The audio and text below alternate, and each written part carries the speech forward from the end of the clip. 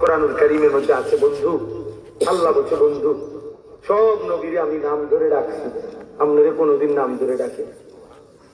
কোরআন শরীফে আছে, ইয়া আদম উসকুন আনতা ওয়া যাওজুকাল জান্নাহ, হে আদম তুমি তোমার স্ত্রীকে নিয়ে জান্নাতে বসবাস করো।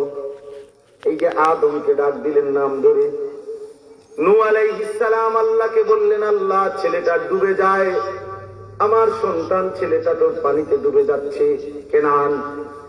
আল্লাহ বলেন, ইয়া নূহ ইন্নাহু লাইসা মিন আহলিক, হে নূহ এটা তোমার সন্তান নয়, বেঈমান ইমানদারের সন্তান হয় না, নাফরমান মুমিনের সন্তান হয় না। এই যে নাম ধরে ডাক দিলেন, হে নূহ, দেখছেন আল্লাহ বললেন, ওয়া মা তিলকা বিয়ামিনিকা ইয়া মূসা, হে মূসা তোমার ডান হাতে ওইটা কি? মূসা বললেন, এটা আমার হাতের লাঠি, এটা দ্বারা আমি গাছের পাতা পারি, অবসর সময়ে আমি বিশ্রাম করি, হেলান দিয়ে আমার বকরি চড়াই, আরো কত কিছু করি। এই যে নাম ধরে বললেন, হে মূসা। হযরতে জাকারিয়া নবী সেজদা দিয়ে আল্লাহর কাছে বৃদ্ধ বয়সেও একটা সন্তান চাইলেন। আল্লাহ বললেন, ইয়া জাকারিয়া ইন্না নুবাশশিরুকা বিগুলামিন ইসমুহু ইয়াহইয়া, হে জাকারিয়া তোমারে আমি একটা ছেলে দান করব, সুসংবাদ দিলাম, ফুলাডার নামও রাখিয়া দিলাম ইয়াহইয়া। আল্লাহ বললেন, হে জাকারিয়া, নাম ধরে বললেন, নাম ধরে। ইব্রাহিম আলাইহিস সালাম সন্তান ইসমাইলের গর্দানে ছুরি রাখলেন কোরবানি করার জন্য, আর শাজিন দুলে উঠলো, নড়ে উঠলো মহান আল্লাহর আরশ।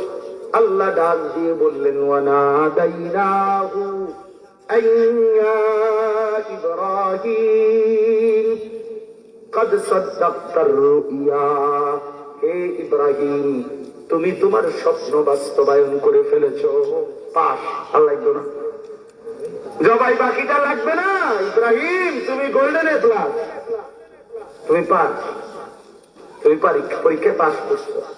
হে ইব্রাহিম, তাহলে সব নবীকে আল্লাহ ডাকছেন কেমনে ভাইয়া বলেন না?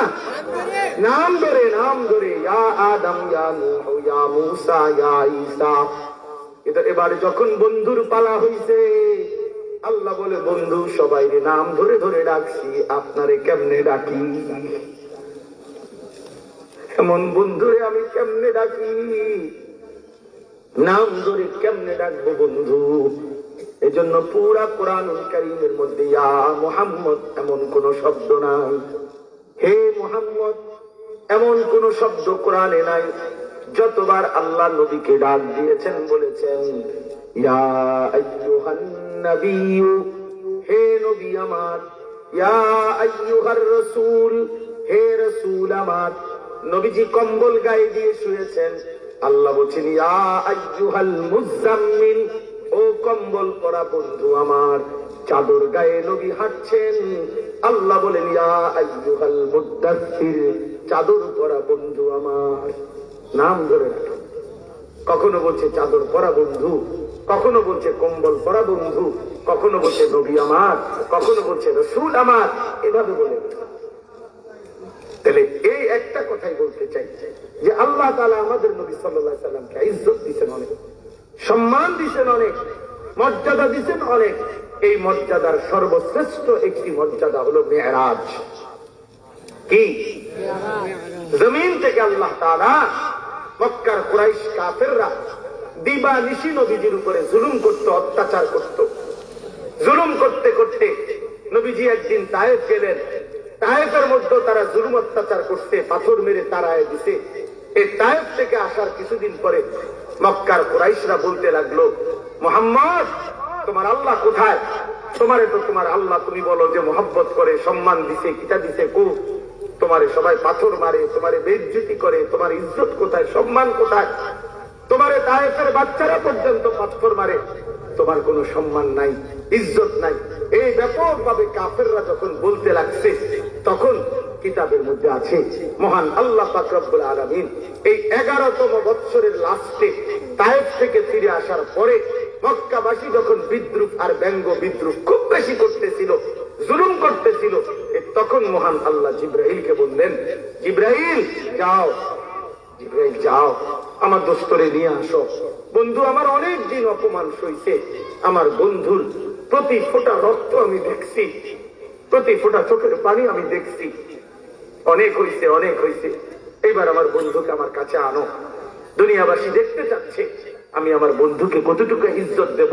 তো আল্লাহ তাআলা বললেন, জিবরাইল যাও নিয়ে আসো।